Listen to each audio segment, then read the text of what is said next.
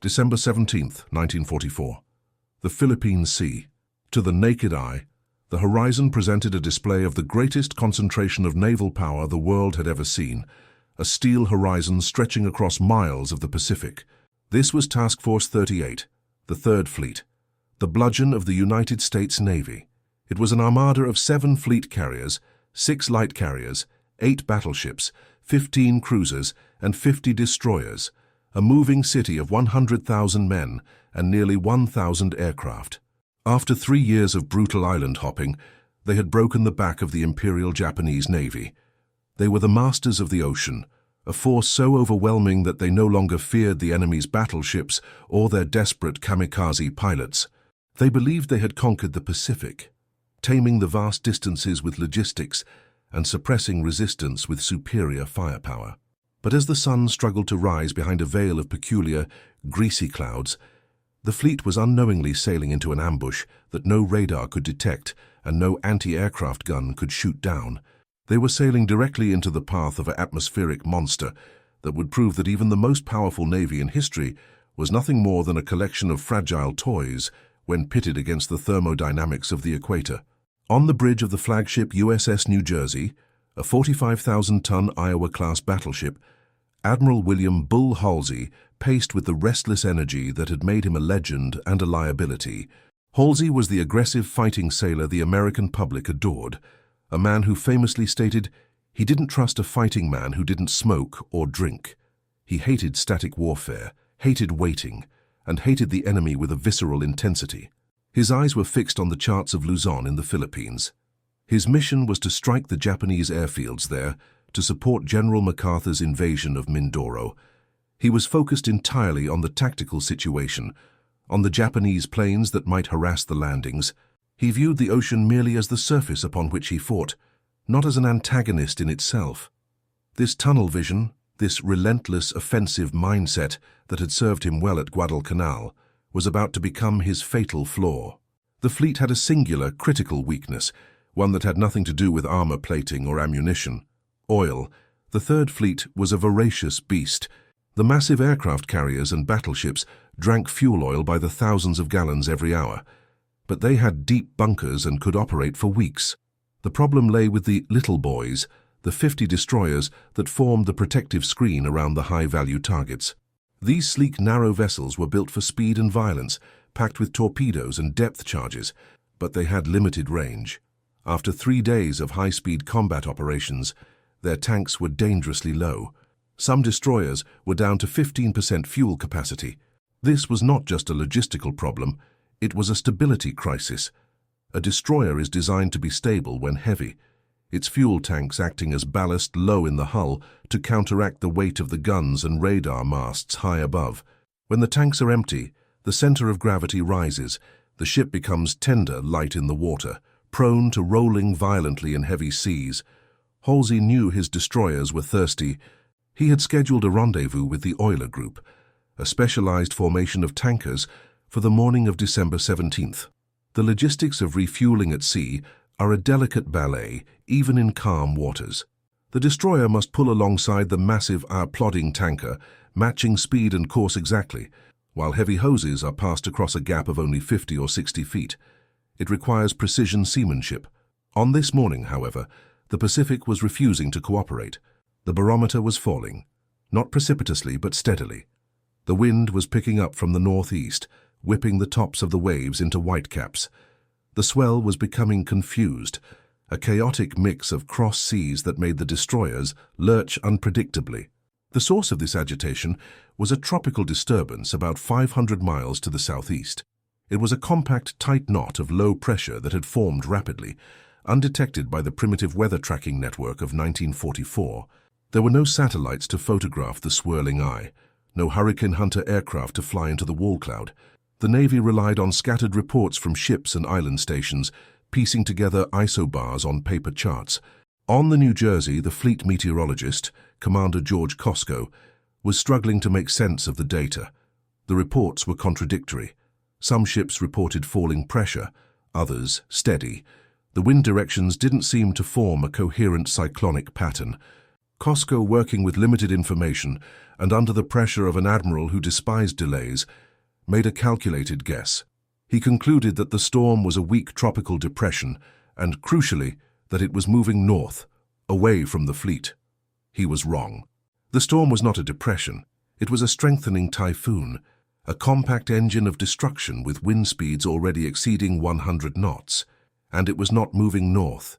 It was moving west-northwest, directly toward the refueling rendezvous point. The Third Fleet, in an attempt to find calmer waters for refueling, began to maneuver. Halsey ordered a course change, thinking he was sidestepping the weather. In reality, he was matching the typhoon's course and speed, effectively steaming in formation with the storm, allowing it to gather strength and close the distance. It was a slow-motion collision course between the irresistible force of nature and the immovable object of military ego. Throughout the morning of the 17th, the conditions deteriorated with frightening speed. The sky turned a bruised purple, and the ceiling dropped until the clouds seemed to scrape the mastheads of the destroyers. The wind began to shriek, a high-pitched keen that tore at the rigging and made voice communication on the open bridges impossible. The refueling operation, which had begun tentatively, turned into a demolition derby. The USS Spence, a destroyer low on fuel and riding high in the water, tried to take on oil from the battleship New Jersey. As the two ships steamed side by side, the swell heaved the Spence upward, while the New Jersey rolled down. The hoses snapped under the tension, spraying black fuel oil over the decks, turning the steel plates into a slick, deadly ice rink. The Spence yawed wildly, nearly colliding with the flagship. On the bridge of the New Jersey, Halsey watched the abortive attempt with growing frustration. He saw the weather as an annoyance, a friction preventing him from getting back to the war. He did not see it as a threat to the survival of his ships.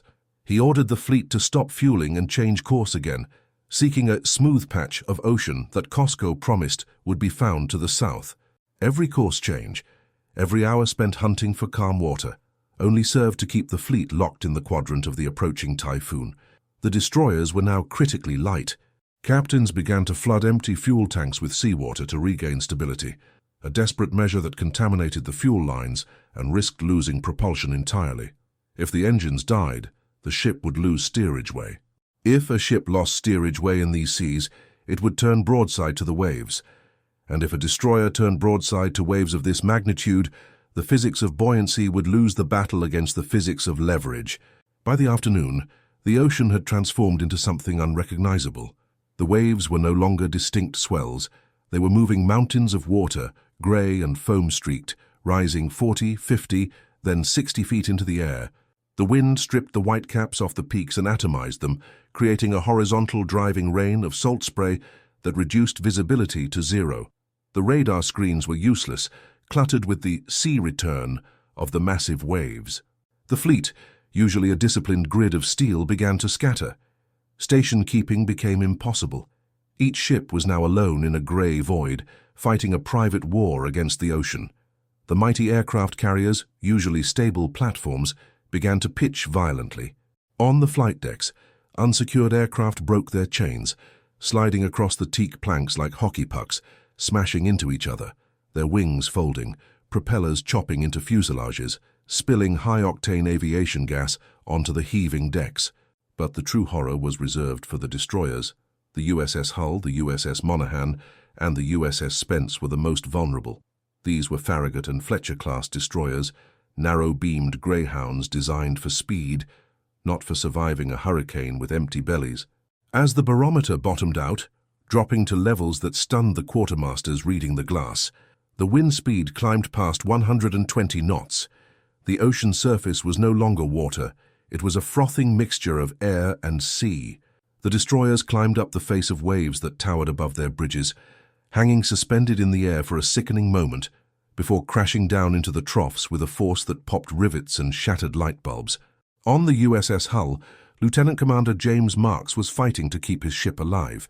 The inclinometer, the instrument that measures the ship's roll, was swinging wildly. 30 degrees, 40 degrees, 50 degrees. At 50 degrees, the ship would hang there, trembling, the ocean pouring over the funnels, before slowly, agonizingly righting itself. The crew, battered and exhausted, clung to stanchions and lifelines, They knew that 70 degrees was the point of no return. If the ship rolled past 70 degrees, the righting arm, the force of buoyancy pushing the ship back upright, would vanish. Gravity would take over, and the ship would capsize. The wind was so strong it pinned men against the bulkheads, unable to move. It tore the paint off the smokestacks. It felt solid, like a physical weight pressing the ship down into the water. Admiral Halsey, insulated in the armored conning tower of the New Jersey, was finally beginning to understand the magnitude of his error. This was not a tropical depression. This was a catastrophic atmospheric event. But his realization came too late. The trap had snapped shut. The center of the typhoon was passing directly over the formation. The safe course he had ordered had led them into the eye of the needle. The barometer on the New Jersey dropped to 2730 inches, a reading so low it suggested the atmosphere itself was collapsing. The wind gauge on the battleship pegged at its maximum reading and then broke. The noise was apocalyptic. It wasn't just the wind. It was the sound of the ocean tearing itself apart. The groaning of thousands of tons of steel twisting under impossible torsion. On the destroyers, the men in the engine rooms were living in a special kind of hell. As the ships rolled past 45 degrees, the lubricating oil pumps lost suction. The gauges dropped to zero. The safeties tripped. The engines sputtered and died. The lights went out. The ventilation stopped. In the sudden hot darkness, surrounded by the screaming of the hull, the sailors realized the engines, their only means of keeping the bow into the waves, were gone. The ships fell off into the trough, broadside to the monsters rolling in from the dark. The physics of a destroyer in a typhoon are governed by a brutal equation called metacentric height. It is the mathematical measure of a ship's ability to right itself after rolling.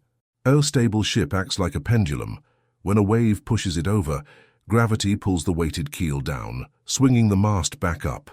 But the destroyers of Task Force 38 were no longer stable pendulums. They were top-heavy, exhausted, and hollow. With their fuel tanks empty, their centers of gravity had risen dangerously high, dangerously close to the center of buoyancy. When the engines died on the USS Hull, the ship lost the ability to steer into the waves, the only tactic that allows a vessel to survive such energy. She fell off into the trough, lying broadside to the mountains of water rolling in from the northeast. The wind, now gusting over 130 knots, exerted a terrifying pressure on the starboard side of the hull and the superstructure, pushing the ship over, holding her down against the water like a bully pinning a victim to the ground. The waves didn't just hit the ship, they broke over her, burying the entire vessel under thousands of tons of green water. On the bridge of the hull, Lieutenant Commander Marks watched the inclinometer with a detachment born of shock. The needle swung past 50 degrees.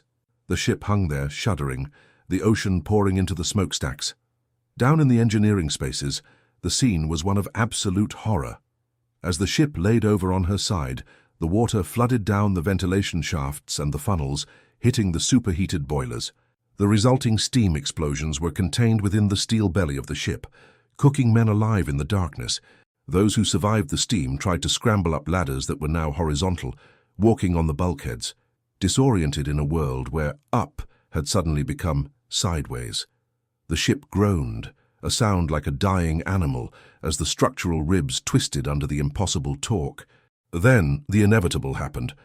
A rogue wave, perhaps 70 feet high, towered over the exposed keel of the destroyer. It crashed down. The inclinometer hit 70 degrees, then 80. The righting arm vanished. Gravity took over. The USS Hull rolled completely over. For a moment, the ship floated upside down, her propellers spinning uselessly in the storm-torn air, her red anti-fouling paint exposed to the grey sky. Then she was gone, sucked down into the abyss. There was no time to launch lifeboats. There was no time to send an SOS. The men who were trapped inside, the radio men, the engineers, the sick in the infirmary, went down with the ship, trapped in air pockets that would slowly compress until the hull imploded. Those lucky few who had been topside were thrown into the water, a churning maelstrom of oil, debris, and foam. They wore life vests, but in winds of this magnitude, the vests were almost useless.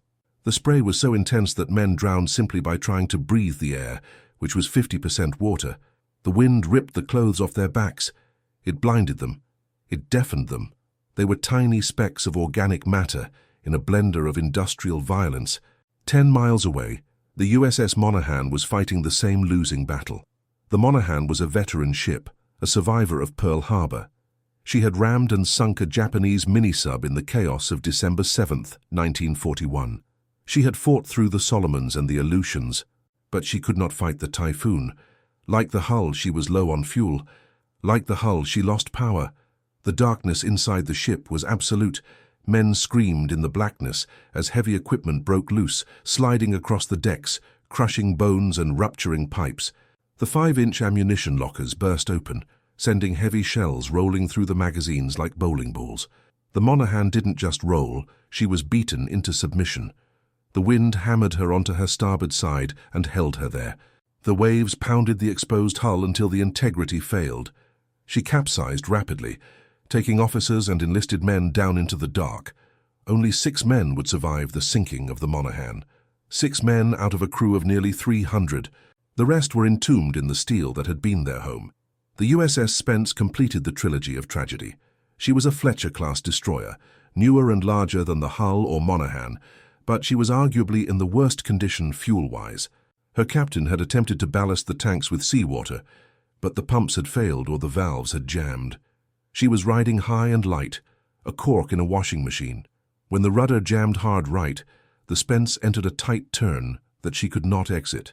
The centrifugal force of the turn, combined with the force of the wind and the impact of a massive wave, snapped the ship over. She capsized so violently that survivors reported she seemed to disintegrate before she even went under. One moment she was a warship, the next she was a field of debris. 3 destroyers, 3 rugged, combat-tested vessels, snapped like cheap toys in a bathtub, erased from the surface of the ocean in the span of a single afternoon. But the Typhoon wasn't finished. While the destroyers died, the big boys, the aircraft carriers, were fighting for their own survival.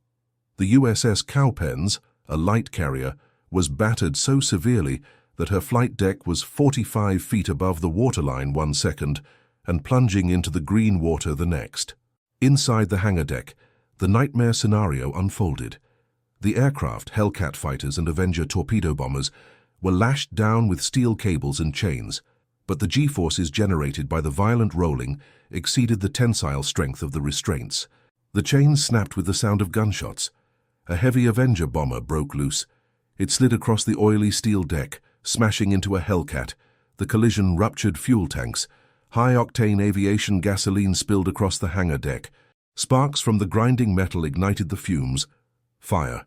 On a ship rolling 45 degrees, fighting a hurricane, fire is a death sentence. The damage control parties, sliding and falling on the heaving deck, fought to jettison the burning planes.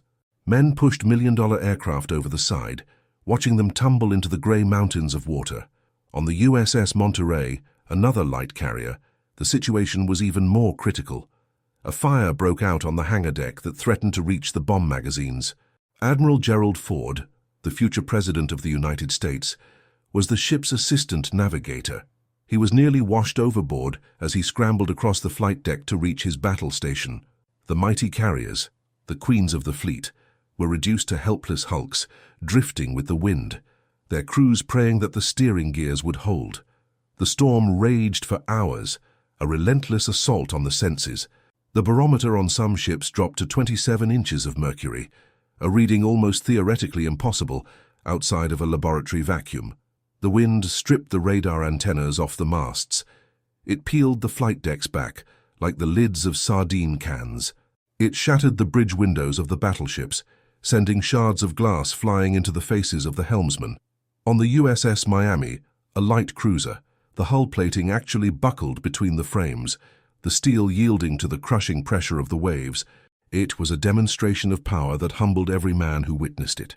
Sailors who had stood firm against kamikaze attacks and battleship bombardments found themselves weeping in the passageways, terrified not by a human enemy, but by the indifference of nature.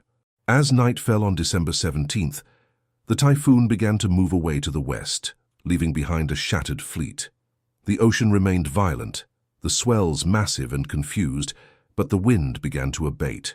In the darkness, the extent of the disaster was unknown. Communications had been severed. The fleet was scattered over thousands of square miles. Admiral Halsey on the New Jersey knew he had taken a beating, but he did not yet know that 3 of his ships were gone. He did not know that nearly 800 men were currently floating in the shark-infested waters of the Philippine Sea, clinging to rafts, to debris, to each other, choking on fuel oil and salt water. The survivors of the Hull, Monaghan, and Spence were now fighting a new war. The water was warm, around 80 degrees, which prevented immediate hypothermia, but brought other dangers. The oil slick that covered the surface got into their eyes, blinding them. It got into their lungs, causing chemical pneumonia, and it attracted predators. The vibrations of the sinking ships, the thrashing of hundreds of men in the water, sent a dinner bell ringing through the depths. Oceanic white-tip sharks, the scavengers of the open Pacific, began to gather. In the pitch blackness, the men couldn't see the fins. They could only feel the rough sandpaper skin brushing against their legs. They could hear the screams of men being pulled under. They huddled together in tight groups, kicking and punching at the invisible demons, drifting alone in the immense darkness of the Pacific, waiting for a dawn that seemed an eternity away. Now, the ocean was coming for the pieces. The dawn that broke over the Philippine Sea on December 18, 1944, brought no relief to the men drifting in the oil-slicked swells. The sun rose behind a veil of dissipating clouds, casting a harsh, indifferent light on a seascape that had been scrubbed clean of the Third Fleet's order. The typhoon had passed to the west, its fury spent against the empty ocean, leaving behind a confused, rolling swell that lifted the survivors high into the air and then dropped them into deep, isolating troughs. For the men of the Hull, Monaghan, and Spence, the return of the light was a mixed blessing.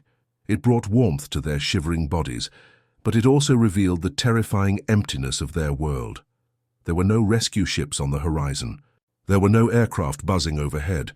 There was only the endless, heaving grey, broken by patches of iridescent fuel oil and the dorsal fins of the oceanic white-tip sharks that had gathered during the night. On the bridge of the USS New Jersey, Admiral Halsey was attempting to reassemble his shattered armada. The fleet was scattered over 3,000 square miles of ocean. Communications were spotty, radio antennas had been sheared off, signal lamps shattered, and code books destroyed by water damage. As the reports began to trickle in via the tactical voice radio, the magnitude of the disaster began to take shape on the plotting tables. Every ship in the task force reported damage. Carriers had lost planes, battleships had lost radar gear, cruisers had buckled plates.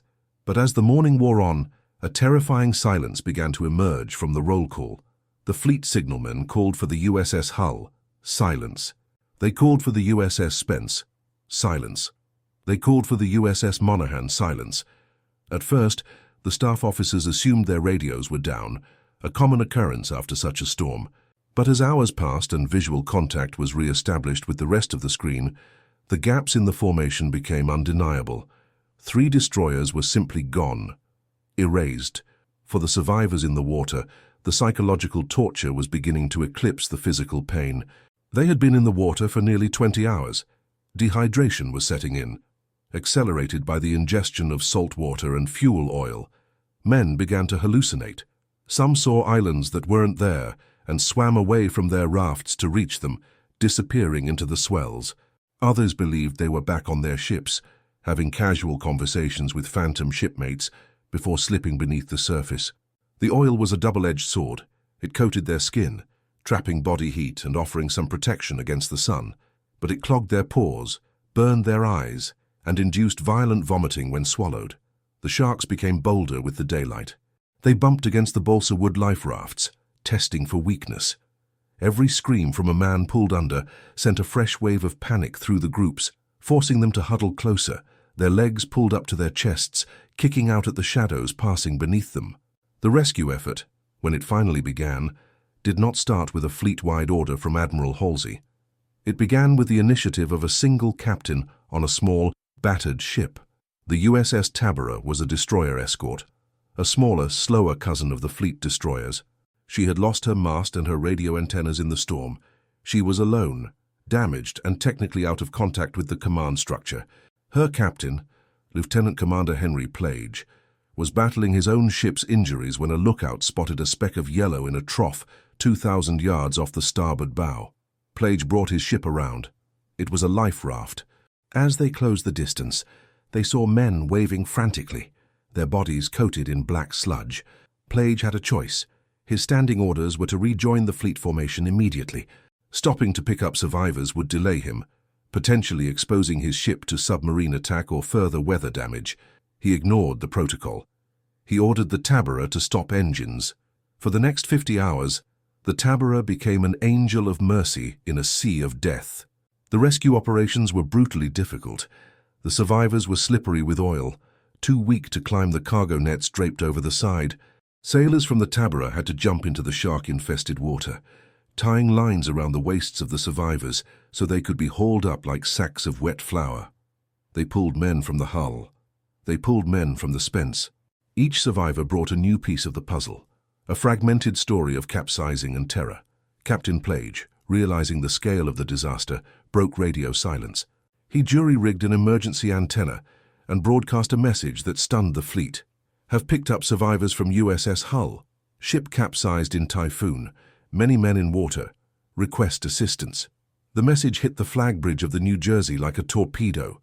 Until that moment, Halsey had clung to the hope that the missing destroyers were simply lost in the squalls. Plage's transmission confirmed the catastrophe. The Admiral's reaction was immediate. He cancelled the strikes on Luzon. The war against Japan was put on hold. The Third Fleet, the most powerful striking force on the planet, executed a massive 180-degree turn. Aircraft carriers launched search planes not to find enemy battleships, but to find the tiny, bobbing heads of their own shipmates. Destroyers formed a skirmish line miles wide, combing the ocean in a desperate search pattern. But the Pacific is vast, and a human head is a microscopic target. The search planes flew low, scanning the whitecaps. Pilots reported seeing sharks attacking groups of men before rescue ships could arrive. They dropped smoke markers and dye canisters, but often, by the time a destroyer arrived at the coordinates, there was nothing left but a stain of dye and blood. The tragedy was compounded by the weather, which refused to clear completely. Squalls continued to roll through the area, hiding rafts from view. On the USS Brown, a destroyer that joined the search, the crew witnessed scenes that would haunt them for decades. They found a group of survivors from the Monaghan who had tied themselves together to stay afloat. When the ship pulled alongside, they realized that half the men in the circle were dead, their bodies acting as buoys for the living. The living refused to untie the knots, terrified of drifting away alone. One survivor, water tender second-class Joseph McCrane of the Monaghan, survived in the water for nearly 3 days. He described a descent into madness. He watched officers drink seawater and go insane within hours, diving down to get some coffee from the mess deck. He watched men attacked by sharks, their screams cut short as they were dragged under. He survived by sheer will, clinging to a crate, his skin burned by the sun and the oil, his tongue swollen so large it choked him. When he was finally pulled aboard the USS Brown, he weighed less than 100 pounds. He was one of only 6 men from his ship to survive. The math of the disaster was becoming clear, and it was horrifying. The Hull lost 202 men. The Spence lost 317. The Monaghan lost 256. In total, 790 Americans had died, not by enemy fire, not by kamikaze, but by a command decision to sail into a storm. As the search dragged on into December 19th and 20th, the hope began to fade. The ocean currents dispersed the debris field. The sharks had finished their work. Admiral Halsey, faced with the pressure of the war schedule, eventually had to make the agonizing call to abandon the search. The fleet turned back toward the Philippines. They left behind nearly 800 ghosts, but they took with them something else, a brewing storm of a different kind, a legal and political hurricane that was about to break over the head of William Halsey. The survivors were isolated in sick bays, their statements recorded by intelligence officers. They told stories of empty fuel tanks, of top-heavy ships, of orders to maintain course when safety dictated otherwise. These statements were not just reports, they were indictments. The fleet limped into the lagoon at Ulithi Atoll on December 24th, Christmas Eve. It was a somber arrival. The usual victory flags were absent. The ships were battered, their railings twisted, their paint stripped. The hospital ship USS Solace was overwhelmed with casualties suffering from exposure, fractures, and burns. But the most serious injury was to the Navy's pride. They had allowed the weather to do what the Japanese Navy could not: neutralize Task Force 38. Admiral Nimitz, the commander-in-chief of the Pacific Fleet, arrived at Ulithi immediately. He was a calm, calculating man, the antithesis of the fiery Halsey. When he read the preliminary reports, his face went cold. He ordered a court of inquiry to be convened immediately. This was not going to be a simple debriefing. It was going to be a trial. The court of inquiry was held on board the destroyer tender USS Cascade. It was a panel of 3 admirals and 1 vice-admiral, tasked with finding the truth. The courtroom was packed with brass. Halsey sat at the defendant's table, not technically charged, but clearly the target. He looked old, tired, his face lined with the stress of the past week. He was the hero of the South Pacific, the man who had promised to ride the Japanese Emperor's white horse through Tokyo. Now, he was fighting for his career. The questions were sharp, forensic. Why did he not rely on the weather reports from other ships? Why did he keep the fleet on a collision course for so long? Why were the destroyers allowed to get so low on fuel? Halsey's defense was characteristic of the man. He blamed the weather data. He blamed the Japanese interference. He argued that the war took precedence over safety. He claimed the Typhoon was a mythical beast that behaved unpredictably. But then, the survivors testified. They spoke of the inclinometers hitting 80 degrees. They spoke of the lack of ballast. They spoke of the terror of the engine rooms going dark. And then came the testimony of the meteorologists, who revealed that other commanders had turned away, that the signs were there for anyone who looked at the barometer rather than the battle map. The evidence pointed to a failure of command, a case of bullheadedness that had cost more lives than the Battle of Midway. The court's findings were devastating. They concluded that Halsey had committed errors of judgment resulting from stress of war operations. They stated that the fleet had been maneuvered into the path of the storm due to a refusal to acknowledge the weather data. In a private recommendation to Nimitz, the court suggested that Halsey and Captain Herbert Reed, his chief of staff, be relieved of command.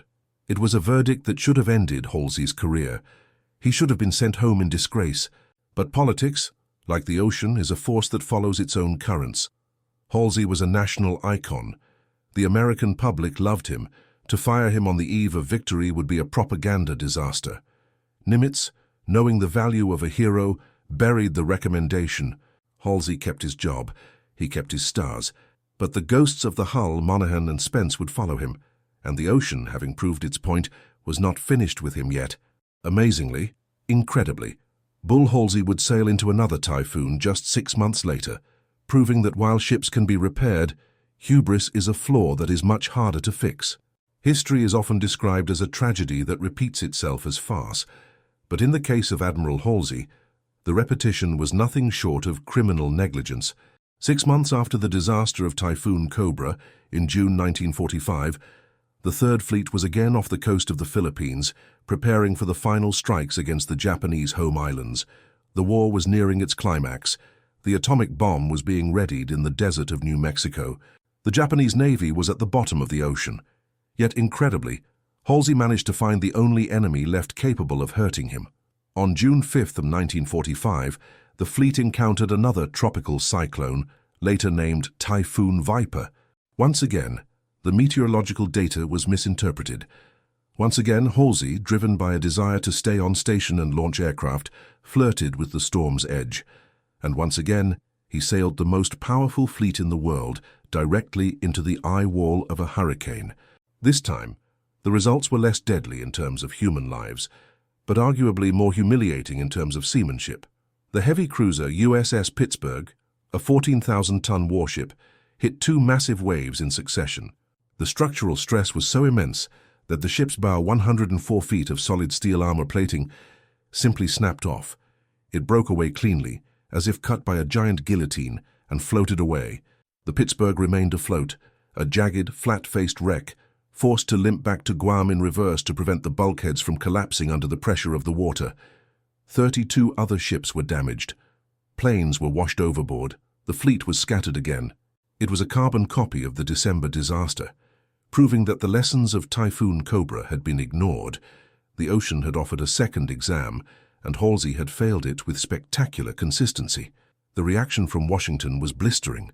Admiral King, the Chief of Naval Operations, threatened to relieve Halsey immediately. The Second Court of Inquiry was merciless. They recommended that Halsey be relegated to the retired list, a polite way of firing a legend. But the politics of victory intervened again. With the surrender of Japan imminent, the Navy could not afford to disgrace its most famous combat commander. Halsey was allowed to accept the Japanese surrender on the deck of his flagship, the USS Missouri, in Tokyo Bay. He stood there, the victor of the Pacific War, signing the documents that ended the greatest conflict in human history. But among the thousands of sailors watching him, there were those who looked at the sky rather than the table, wondering if the admiral understood that he had been defeated by the weather just weeks earlier. The legacy of Typhoon Cobra, however, extends far beyond the reputation of one man. It fundamentally changed the way the United States Navy interacts with the natural world. Before 1944, meteorology was considered a secondary science, a guessing game played by junior officers. After the loss of the hulls Monaghan and Spence, the Navy realized that atmospheric intelligence was as critical as signals intelligence. In 1945, the Pacific Typhoon Warning Center was established in Guam. It was the beginning of modern naval meteorology. The Navy began to deploy dedicated weather reconnaissance aircraft, brave crews who flew into the storms to measure pressure and wind speed, replacing the dangerous guesswork of the Admiral's Bridge. Radar, previously used to find enemy ships, was adapted to track rain bands and storm cells. The ocean was no longer a blank canvas. It was a dynamic system that could be monitored, analyzed, and respected. The disaster also revolutionized naval architecture. The investigation into the capsizing of the destroyers revealed fatal flaws in the stability curves of the Fletcher and Farragut classes. Engineers realized that adding more anti-aircraft guns and radar masts to the tops of ships, as had been done throughout the war to fight kamikazes, raised the center of gravity to dangerous levels. New regulations were written. Ships were required to ballast with seawater immediately as fuel was consumed. The stability test became a standard part of a ship's trials. Every destroyer sailing today is designed with the ghosts of Typhoon Cobra in mind, their hulls shaped to survive the roll that killed the Monaghan. The tragedy proved that you cannot simply bolt more weapons onto a ship without paying a price in physics. But for the families of the 790 men who died, these technical advances were cold comfort. The bodies of the lost sailors were never recovered. The Hull, Monaghan, and Spence lie in nearly 15,000 feet of water, deeper than the Titanic, in the crushing darkness of the Philippine Trench. They are war graves, protected by the depth and the distance. There are no markers, no buoys, just 3 broken steel skeletons resting in the silt, surrounded by the silence that Admiral Halsey refused to listen to. The survivors, those few men who fought off the sharks and the madness, carried the scars for the rest of their lives. They were the men who never slept well when the wind picked up.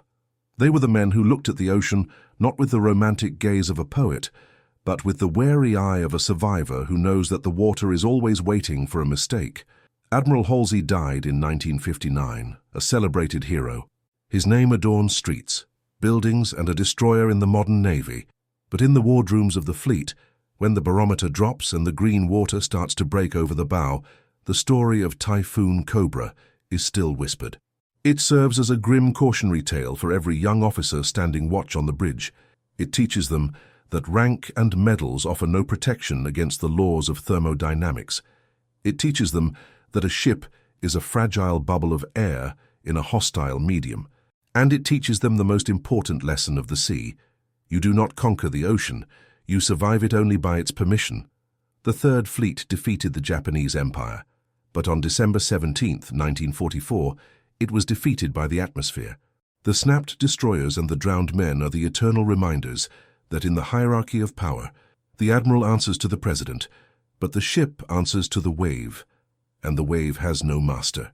Subscribe to Maritime Tales, because the sea has a memory, and it keeps its dead.